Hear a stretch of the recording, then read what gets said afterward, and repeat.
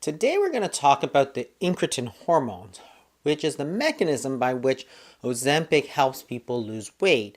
But we're going to discuss natural ways to boost the levels of these incretins to help you with weight loss. And it's coming right up.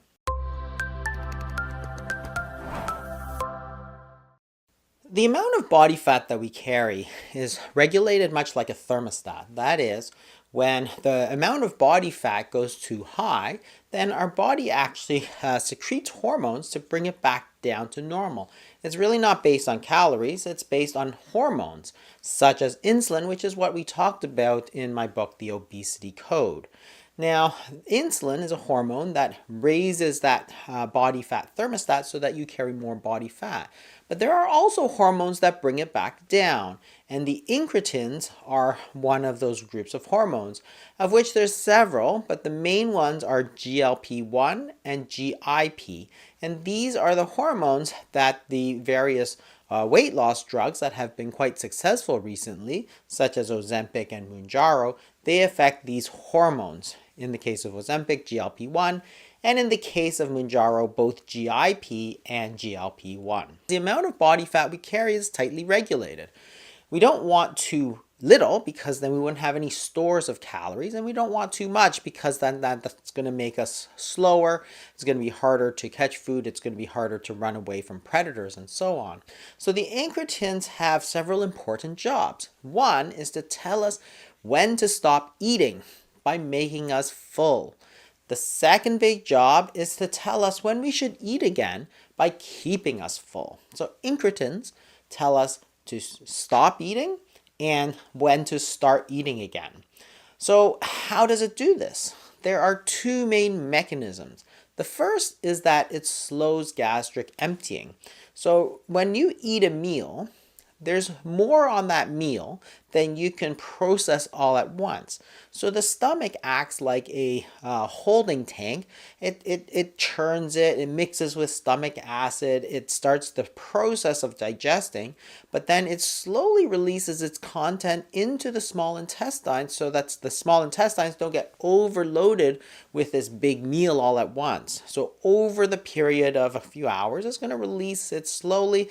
The small intestine then has time to absorb it properly. By slowing this gastric emptying, what the incretins do is slow down the glucose spike so that the glucose rise is much slower and more steady. If the stomach is not emptying as quickly, it's going to stay distended for longer.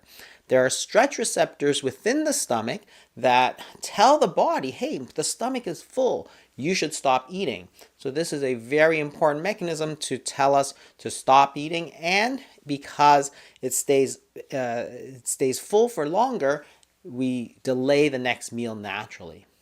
The second big effect is in the brain, and the appetite is controlled mainly in the area of the brain called the hypothalamus. The incretins are secreted by the intestinal cells, and they have to go into the bloodstream where they cross the blood-brain barrier, and then they act at something called the circumventricular organ, which is an area in the brain that is leaky in terms of the blood-brain barrier, so that the incretins can cross over from the peripheral circulation into the central nervous system, and then it has its effect. And then it also acts at the so-called area of postrema, which causes nausea. And this accounts for a lot of the side effects that we see with these weight loss medications, which is that they stop appetite, but they also cause a lot of nausea and vomiting. It's not really a side effect because that's really the way that these work. So if we want to increase incretins without taking Ozempic, how can we do it? First, you can try eating more dietary fat. The incretins may play a big role in that. Several studies have shown, for example this one, that if you take carbohydrates as opposed to dietary fat, then the increase in the incretins is much lower. In this study, for example, they looked at soup, and they paired it either with 50 grams of carbohydrates or butter or olive oil, and they measured how high the GLP-1 spiked afterwards, and they also looked at GIP But you can see that both types of dietary fat really raise the incretins much higher, the GLP-1. A very similar study in 2007 showed that if you replace carbohydrates with fat, you get the same expected decrease in insulin, which is good because insulin drives the storage of fat, but you also get this higher level of GLP-1. The second way, eat more protein.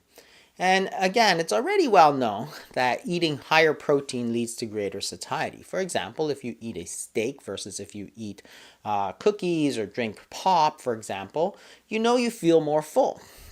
This study in 2006 looked at the effect of a 30% protein diet versus a 10% protein diet, which conforms to the recommended daily allowance or RDA guidelines. So it's not a low protein diet, it's an adequate protein diet.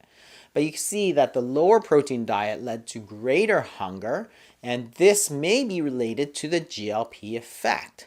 The higher protein leads to higher GLP, which leads to less hunger because that's the effect. It's a satiety hormone.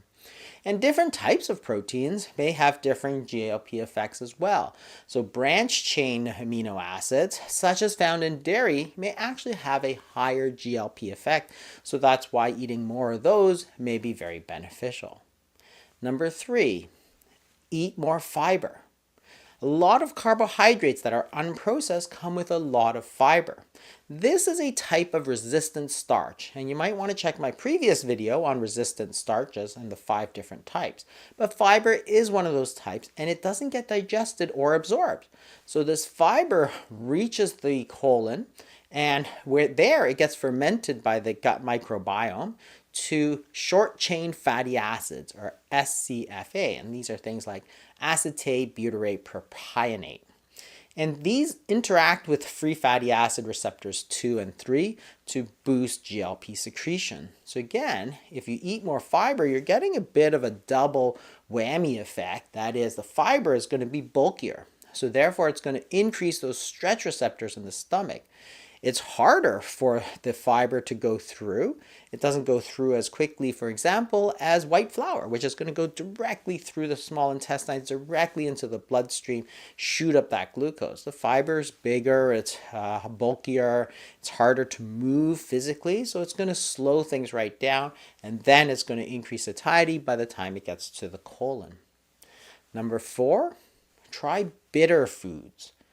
Bitter foods are very interesting because we have bitter taste receptors on our tongue, and you'd think that people would naturally avoid these bitter foods, but there's a lot of people who really love bitter melon and bitter gourd, for example. They're very traditional foods, and in fact, a lot of people use them in traditional medicine for the treatment of type 2 diabetes.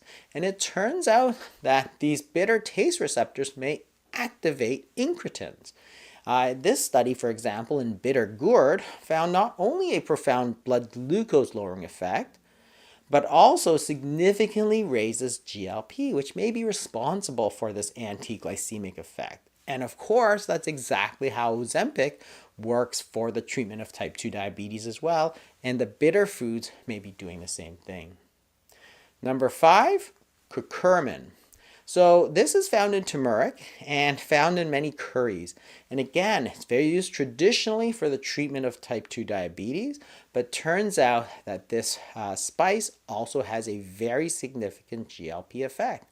So because it increases GLP, it has a natural effect to decrease satiety, and therefore the glycemic index tends to be lower, and that may be a real benefit. So those are 5 ways in which you can hack the incretin hormones to your benefit. Eat more dietary fat, eat more dietary protein. Number 3, eat fiber. Number 4, bitter foods. And number 5, curcumin. I hope that helps. I hope you learned something. If you did, hit that like button, and I'll see you next time.